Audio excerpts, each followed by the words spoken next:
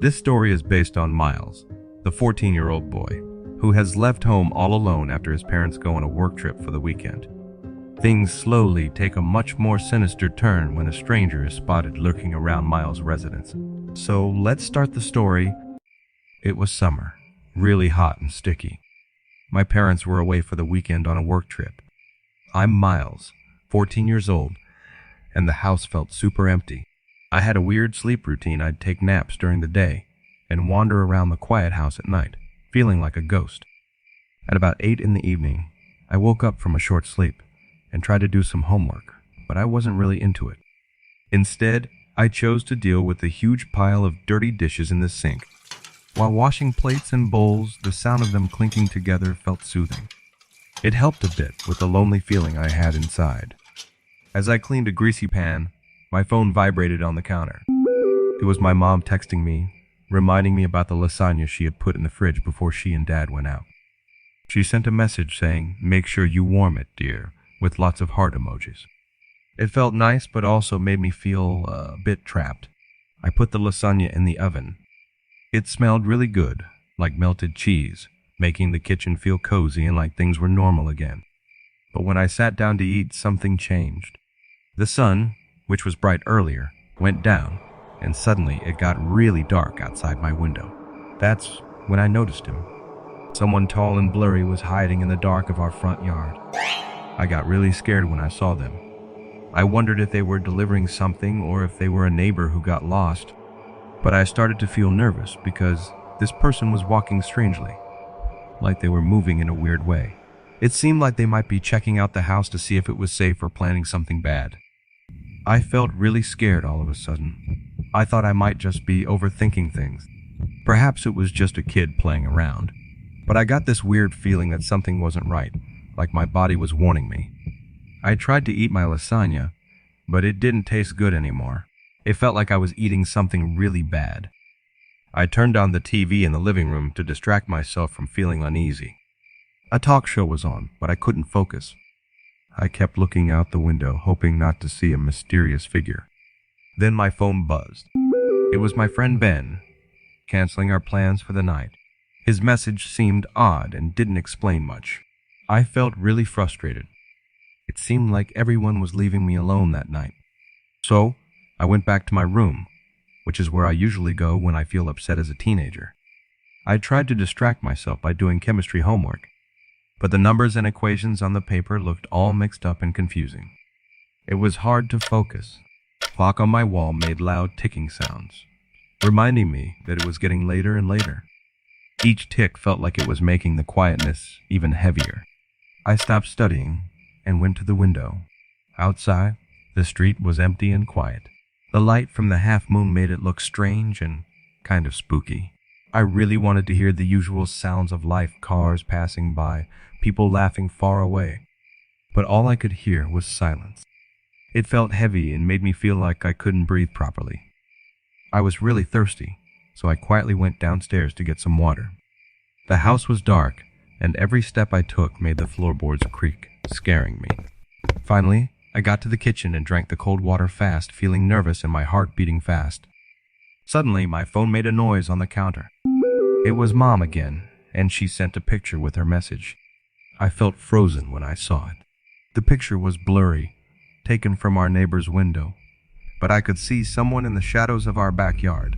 They were looking at my bedroom window, and it gave me a really scary feeling. Mom sent a quick and important message. "Miles, lock everything and call the police. Someone's watching our house." I felt really scared when I read that. Someone was maybe trying to break in. I got really worried and started thinking about how to stay safe. I rushed to my room, closed the door, and pushed furniture against it to make it harder for anyone to get in. I was so scared that even the smallest noises sounded really loud. I waited and waited, feeling like time was going so slowly. Suddenly, a rock smashed through my window, making a loud noise like a gunshot. I was about to scream, but then the doorbell rang loudly. It felt like it clashed with the storm of emotions inside me. My mom kept texting me urgently, "Stay quiet. Don't open the door. Paula is downstairs, waiting for you." Paula, Our nice old neighbor was someone we could trust in this scary situation. I was worried about the intruder. I didn't know if they were already in the house or if they were the one ringing the doorbell, trying to scare me. I felt scared and unsure of what to do. Suddenly, I heard a noise on the floor below me, getting closer. Then I heard the bedroom door slowly opening. I was very scared at that time. I felt really scared all of a sudden, like when you get a shock. I couldn't even breathe or do anything. There was a dark shape at the door, coming closer in a scary way. I felt stuck and scared because I knew the thing I tried to block was no good. It was like being a bunny stuck in front of a huge, scary truck's lights, unable to move. Right when the shadow attacked, loud sirens suddenly started blaring. The person who broke in stopped for a moment, looking unsure. Then they disappeared quickly, like they were a ghost fading away into the dark. I was scared, barely able to breathe normally, while the sirens got louder and louder until they arrived in our driveway. Shortly after, I heard loud, fast footsteps of police coming up the stairs. They rushed into my room, looking serious and wearing helmets. They searched the whole house, checking every room with their guns, making loud, clicking sounds in the dark. Eventually, I went downstairs feeling really scared, and Paula hugged me tightly, making me feel safe again. That night feels like a big blur to me.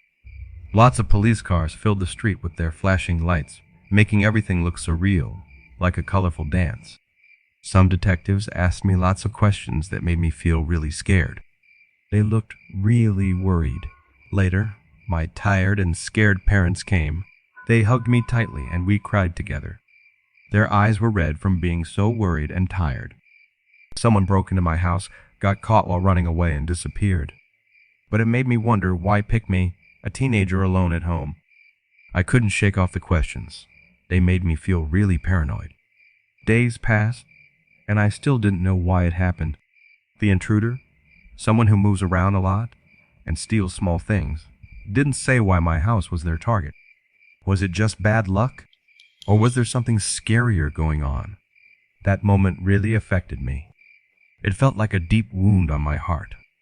Afterward, I became really cautious, always locking doors and feeling scared by any little movement. Sleeping became tough because I couldn't stop thinking about that scary person lurking in the dark. My dreams were all about finding ways to run away or protect myself from danger. With help from my family and friends, I started to rebuild my life little by little. The scary feelings became less strong, like a distant ache, and the worrying thoughts became easier to handle.